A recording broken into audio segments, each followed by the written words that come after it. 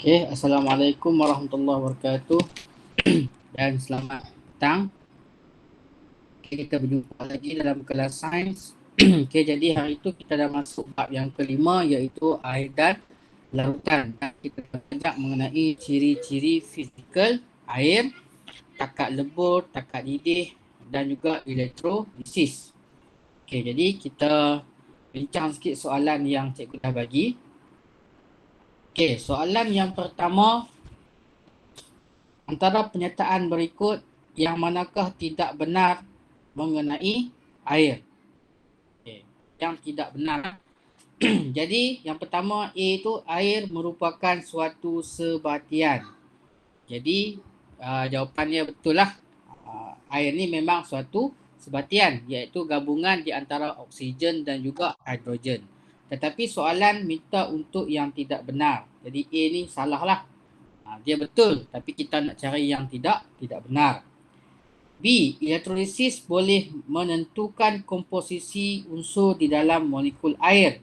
Jadi kita nak pecahkan air, molekul air itu kepada unit yang asas iaitu hidrogen dan oksigen, maka kita gunakan kaedah elektrolisis. So betul juga. So yang ni salah lah sebab kita nak cari yang tidak benar.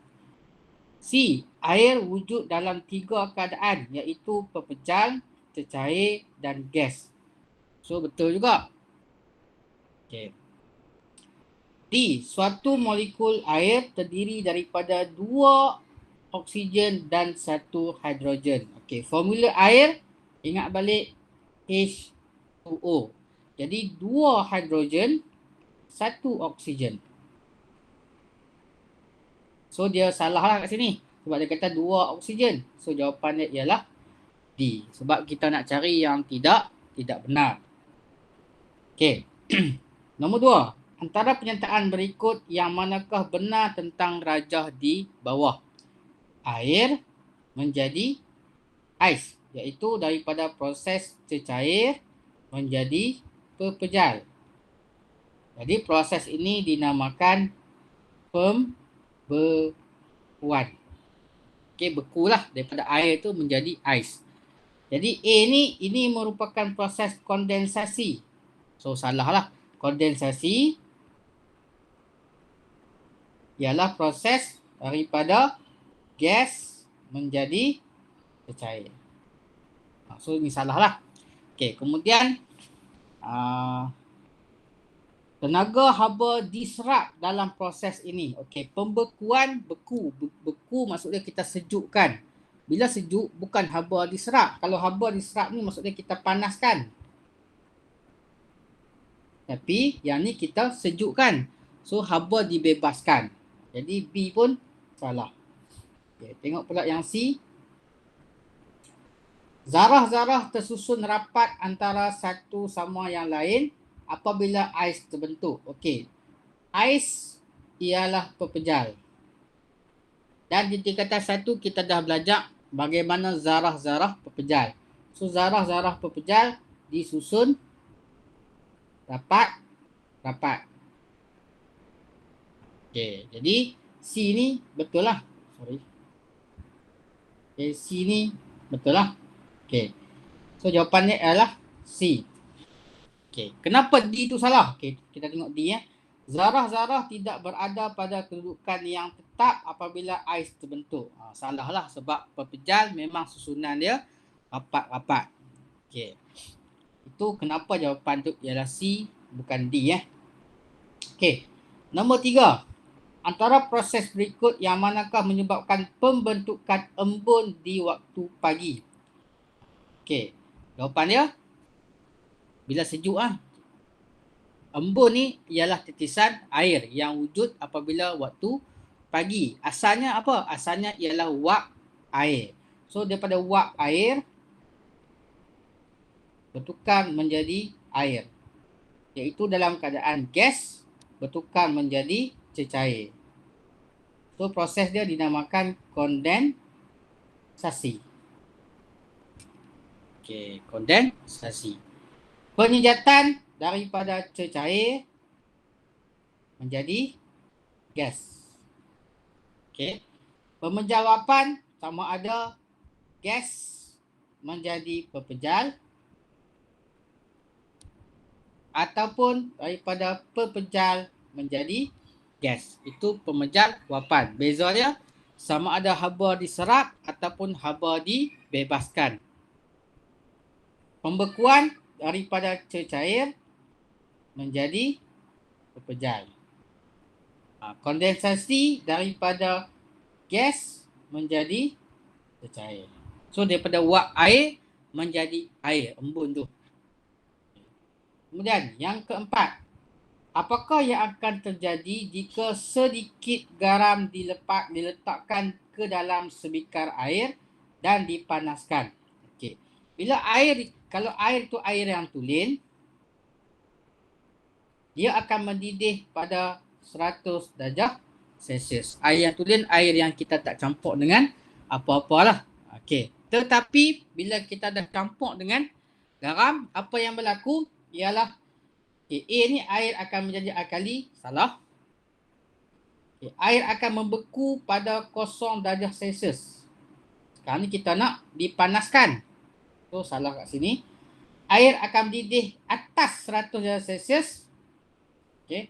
Air akan menyedap lebih cepat. So jawapan ialah C. Di mana kalau air yang kita tambah dengan garam, okay, suhu takat didih dia akan jadi lebih daripada 100 darjah Celsius. Sama ada 103 ataupun 105 darjah Celsius.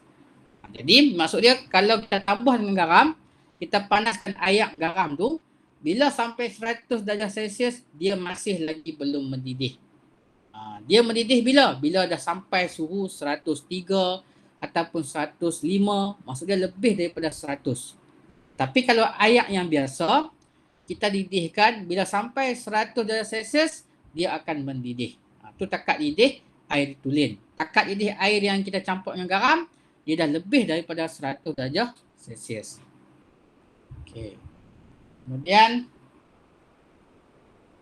okey. Soalan ni ya. Bahagian C, nombor 4. Okey, rajah di bawah menunjukkan proses elektrolisis untuk mengkaji komposisi air. Okay. Apakah nama elektrod positif dan elektrod negatif? So elektrod ni lah. Ni. Okey. Kenapa? Okey, mana yang positif? Nak tengok positif lah, tengok di bateri lah. Okey, di mana? Yang ni positif. So elektrod ni pun elektrod yang positif. Apa? Elektrod positif. Yang ni dia negatif, maka elektrod ni elektrod yang negatif. Okey. So elektrod positif dinamakan anode. Anode. Elektrod negatif dinamakan kathod. So kathod dengan anode lah. Kathod ialah negatif, anode ialah positif. Nyatakan gas P dan gas Q. Okey. Ayat formula dia H2O. So lebihnya ialah hidrogen. Hidrogen 2, oksigen 1. So kamu tengok di sini. Mana gas yang lebih banyak? Gas P. So gas P adalah hidrogen. Dan Q nampak dia lebih sikit daripada P. Jadi Q adalah oksigen. Senang ya. Tengok gas mana yang banyak, gas mana yang sikit. Sebab ingat formula dia H2O. So hidrogen lebih banyak daripada oksigen. Automatik P adalah hidrogen, Q ialah oksigen. Okay. C. Maklumat di bawah merupakan ciri bagi suatu gas menghasilkan bunyi pop apabila diuji dengan kayu uji bernyala. Maksudnya kita ada tabung uji. Okay. Kemudian kita masukkan gas ni. Kemudian kita ambil kayu uji yang ada api yang bernyala tu, kita masukkan dalam ni. Dan bila kita masukkan, dia akan mengeluarkan bunyi pop. Jadi gas apa yang kita masukkan ni? Okey. Gas yang menghasilkan bunyi pop apabila diuji dengan kayu uji bernyala, itu ialah gas hidrogen. Itu ciri bagi gas hidrogen. Berikan satu ciri gas Q. Gas Q tadi ialah gas oksigen. So macam mana kita nak kenal pasti gas tu gas oksigen? Okay, contohnya macam ni lah. Okay, macam ni. Sekarang ni kita tak tahu gas tu apa. Katalah kita tak tahu. Maka kita ambil gas P ni, kita test dengan kayu uji bernyala, bunyi pop. Jadi gas P ni adalah hidrogen lah. Kan? Kemudian gas Q. Gas Q ni macam mana nak tahu? Tak tahu, kita uji dengan kayu uji berbara. Jadi dia akan menyalakan kayu uji berbara. Okay, macam mana berbara ni? Okay, maksud dia kita ada satu tabung uji yang ada gas Q, iaitu gas oksigen. Kita ambil satu kayu uji. Kayu uji ni kita bagi ada api, kemudian kita padamkan api tu. Maksudnya dia ada bara saja. Bila ada bara saja, kita masukkan dalam Q ni, dia akan menyala balik. Sebab gas oksigen ni, dia punya sifat dia membantu dalam pembakaran. Sebab tu, ada saja oksigen, ada api, maka dia akan menyala. Itu sifat gas oksigen. Sebab tu antara kaedah untuk nak memadamkan api ialah kita kurangkan oksigen. Bila kita kurangkan oksigen, maka pembakaran akan terpadam. Okay, jadi kita bakar sebab ada oksigen lah. Jadi ciri dia ialah menyalakan kayu uji berbara kerana dia boleh membantu dalam pembakaran. So setakat itu dulu. Okay, so hari ini kita sambung sikit lagi. Okay, yang ni untuk hari ni lah. Hari ini kita masuk kepada proses penyejatan air.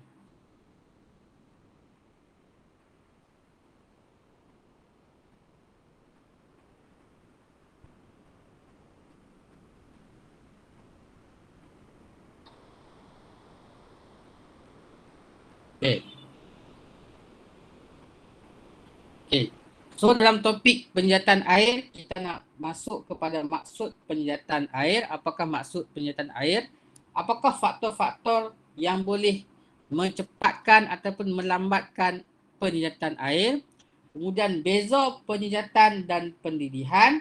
Dan satu lagi ialah aplikasi. Okay, maksud.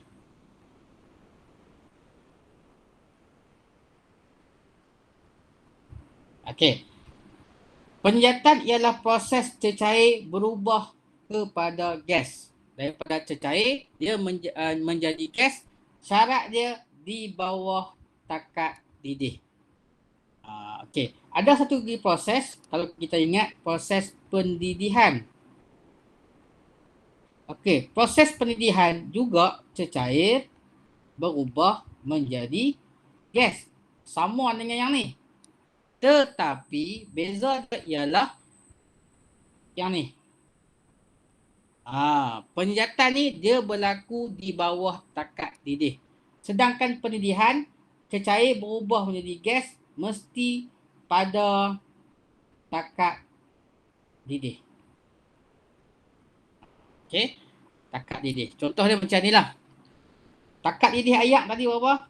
100 darjah Celsius. Kalau kita nak didihkan ayak, nak bagi ayak tu mendidih, mesti suhu dia sampai 100 darjah Celsius, baru cecair akan bertukar menjadi gas. Tetapi penyejatan, ayak tu tersejat naik ke atas daripada cecair menjadi gas, tapi di bawah takat didih. Maksudnya tak sampai 100, dia boleh berubah menjadi gas. Sebagai contoh, kita sidai baju. Baju kita basah, kita sidai di bawah cahaya matahari.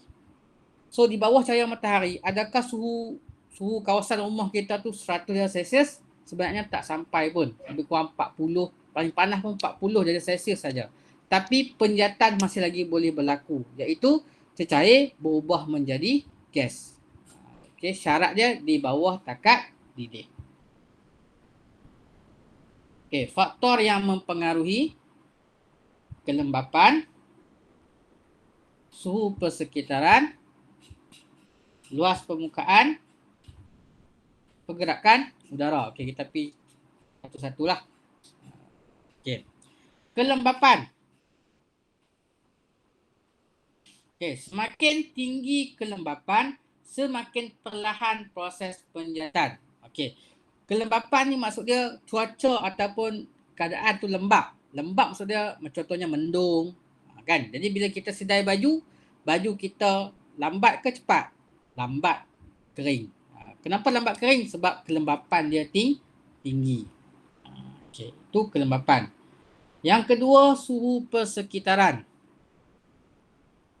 Okey, semakin tinggi suhu, semakin cepat proses penjatan. Maksud dia kalau semakin panas suhu, kan, kita sedai baju tengah hari, panas, maka penjatan pun cepat berlaku.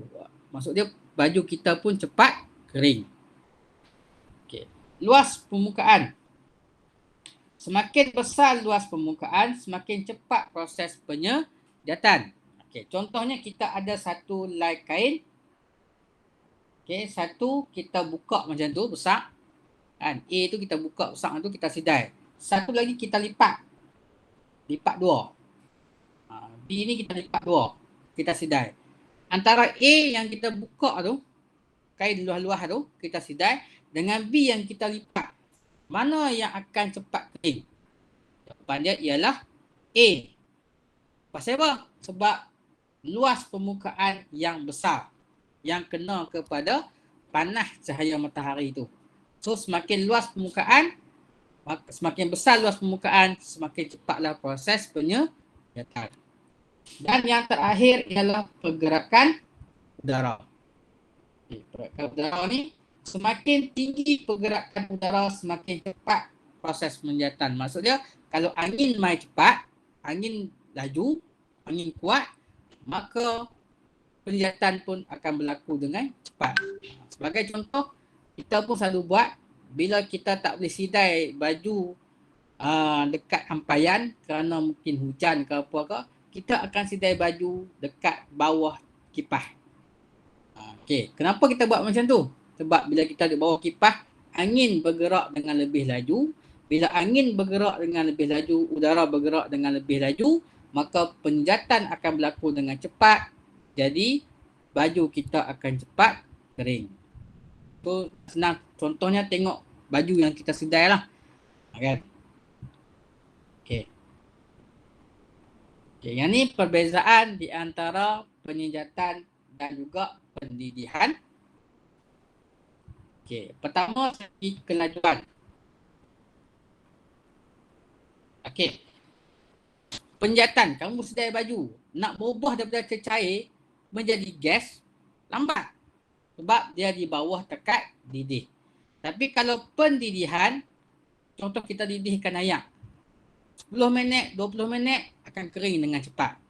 Kalau penjatan mungkin sejam, mungkin 2 jam, mungkin 3 jam baru dia kering.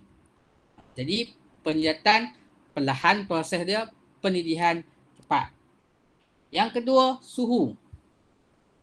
Penjatan berlaku pada semua suhu di bawah takat didih. Tak kira lah 40 ke, 38 ke, 36 ke darjah Celsius, penjatan boleh berlaku. Syarat dia di bawah takat didih. Pendidihan berlaku pada takat didih sahaja. Maksudnya kalau tak sampai 100 darjah Celsius, pendidihan tidak akan berlaku.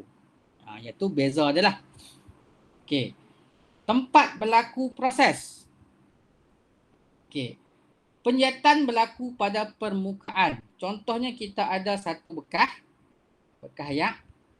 Kita letak di bawah cahaya matahari. Proses penjatan berlaku. Okey, berlaku kat mana? Atas dulu. Yang atas dulu akan tersejat. Lepas atas ni tersejat, yang lapisan yang bawah. Maksudnya selapis. Hak kena cahaya matahari dulu yang akan tersejat. Okey.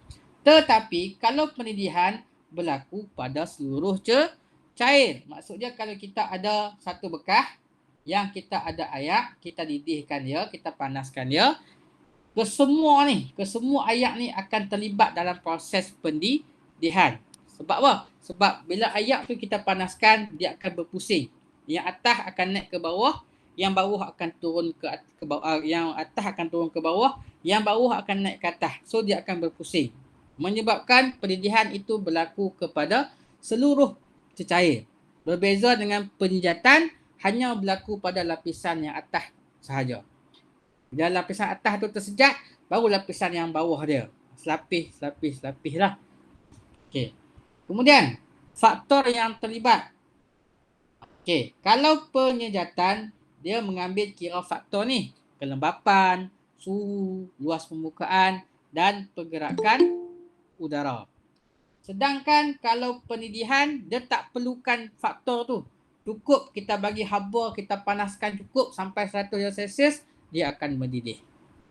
Jadi dia tak kira lah lembab tak lembab ke, ada angin tak ada angin ke, luas permukaan macam mana, dia tak kira lah. Yang paling penting bila kita bagi haba dekat dia, kita panaskan dia, cukup saja 100 darjah Celsius, dia akan mendidih. Tetapi penyejatan, dia ada yang lambat lah.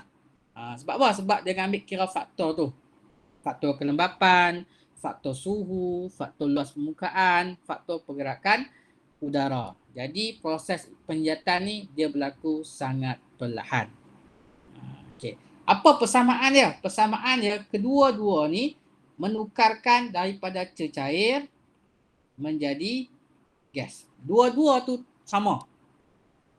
Penyejatan pun cecair menjadi gas, pendidihan pun cecair menjadi gas. Cuma berbeza dia dari segi empat ni lah. Kelajuan, suhu, tempat yang terlibat, faktor yang terlibat. Okey, itu beza dia. Dan yang terakhir kita tengok aplikasi. Apa gunanya penyejatan dalam hidup kita ni? Okey. Pertama, mengeringkan pakaian lah. Kan? Mengeringkan pakaian. Okey, contohnya kita sedai baju. So proses penyejatan tu menyebabkan baju yang kita sedai tu kering. Walaupun dia ambil masa sikit lah. Okey, kemudian mengeringkan rambut. Kan? Bila kita mandi, especially perempuan lah, dia lambat sikit rambut dia nak kering berbanding dengan lelaki kan. Jadi kita guna hair dryer tu. So hair dryer tu dia panas, dia akan menyejatkan rambut kita ni dengan cepat. Maksudnya rambut kita akan cepat kering lah. Kemudian menyejukkan badan dengan peluh tadi. Bila peluh kita panas, badan kita keluarkan peluh, angin tiup, penyejatan berlaku, badan kita akan jadi sejuk. Kemudian mengawet makanan. Contohnya orang buat ikan kering. So orang buat ikan kering tu, dia jemuk kering, dia jemuk ikan tu, jadi proses penyejatan berlaku, itu menjadi ikan kering. Kemudian proses susu tepung. Okey. Susu tepung kita ambil daripada susu lembu kan. Jadi susu lembu yang keluar daripada lembu tu, adakah dia keluar dalam butir-butir susu tepung tu? Tak. Dia keluar dalam bentuk cecair. So macam mana diproses menjadi susu tepung? Susu tadi dikeringkan, disejak. So air tu akan disejak, maka tinggallah tepung tu dalam bentuk tepung tu. Kan? Tak ada pula kita pergi perah susu tu keluar macam tu. Tak ada dengan tin ya. Memang tak ada macam tu lah. Kan dia keluar untuk cecair, kemudian kita sejakkan air tu, maka jadilah susu itu susu tepung. Okey. Memproses garam biasa.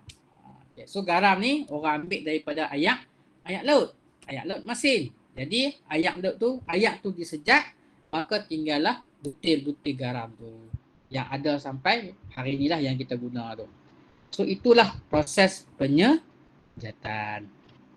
Okey, setakat ni boleh faham tak? Boleh. Laju sangat ke?